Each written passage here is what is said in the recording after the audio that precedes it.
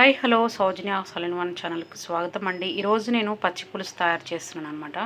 ఇది ఎప్పుడైనా మనకి టైం లేనప్పుడు మనం ఎర్లీగా రెడీ చేసుకోవాలి, ఎక్కడైనా బయట మనము వెళ్ళి వచ్చినప్పుడు కానీ టైం ఉండదు కదా, టక్కున అలాంటి టైంలో ఈజీగా ఇన్స్టెంట్గా రుచికరమైన మన పచ్చి పులుసుని ఎలా రెడీ చేసుకోలేంటని చూపిస్తాను.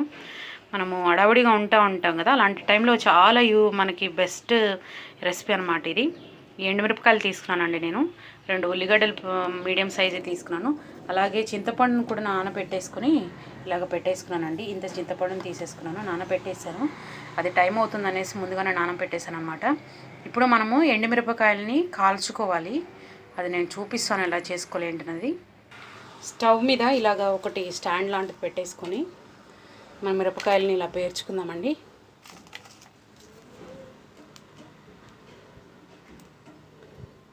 ఇలా బ్యాలెన్స్ చేసుకుంటూ కాల్చుకోవాలి. మనకి ఎన్ని సరిపోతాయో చూసి కాల్చుకోండి.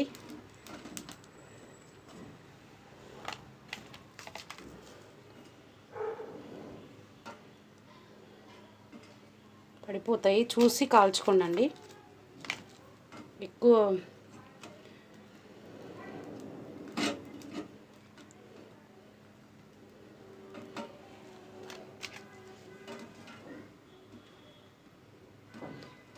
మన కారానికి తగినట్టు ఎంత అయితే సరిపోతుందో, నేనైతే స్టవ్ కట్టేసినాను, నాకు సరిపోతుంది.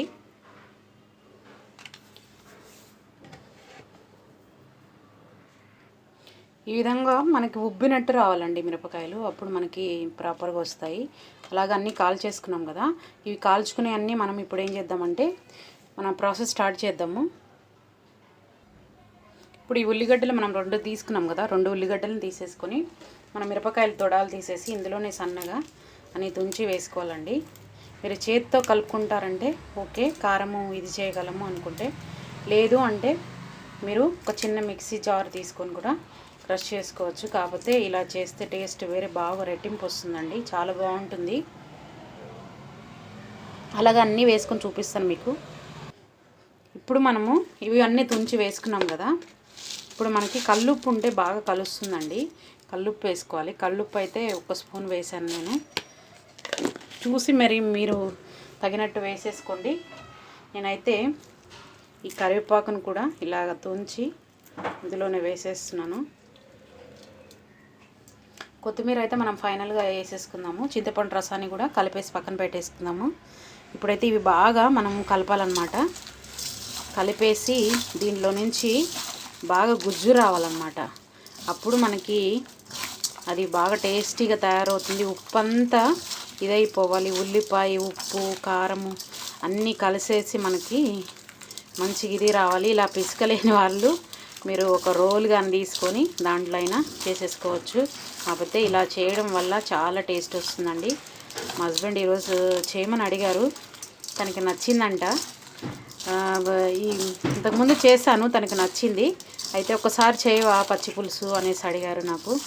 అందుకోసం అనేసి నేను ప్రత్యేకంగా ఈరోజు చేస్తున్నాను అనమాట.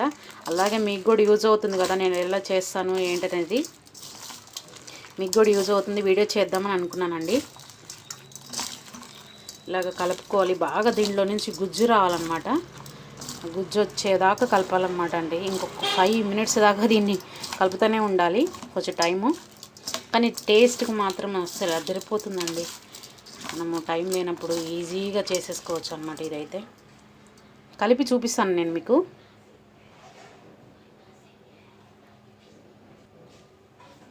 ఇప్పుడు ఇదంతా కలిపేసుకున్నాం కదండి, ఇంకా కలపగలిగితే కలిపేసుకోండి.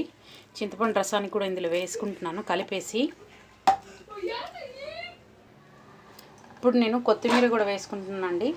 చింతపండు రసం అయితే అంత వేసేసుకున్నాను నేను. పులుసు కారం అన్నీ బ్యాలెన్స్ చేసుకుంటూ వేసుకోవాలి. ఇలాగ కలిపేసి ఒక్కసారి మనము ఉప్పు కూడా చెక్ చేసుకోవాలండి. ఉప్పు కూడా చెక్ చేసుకున్నట్లయితే మన పచ్చి పులుసు రెడీ అయిపోతుంది. చాలా టేస్టీగా ఉంటుందండి. కొత్తిమీర కూడా ఆప్షనల్, వేసుకోవాలనుకుంటే వేసుకోవచ్చు, పచ్చి కరివేపాకే వేసుకుంటే సరిపోతుంది. ఒక్కసారి నేను టేస్ట్ చూస్తాను, సాల్ట్ ఇలా ఉంది. కరెక్ట్ సరిపోయిందండి అన్నీ. ఇంత సింపుల్ అండ్ ఈజీగా మనం తయారు చేసుకోవచ్చు అనమాట, ఎప్పుడైనా టైం లేనప్పుడు. అంతే అండి ఈరోజు పచ్చి పులుసు వీడియో. వీడియో కనుక మీకు నచ్చినట్లయితే లైక్ చేయండి, షేర్ చేయండి, సబ్స్క్రైబ్ చేసుకోండి, మా ఛానల్కి సపోర్ట్ చేయండి. మరిన్ని వీడియోలతో మీ ముందుకు వస్తానండి. Thank you for watching.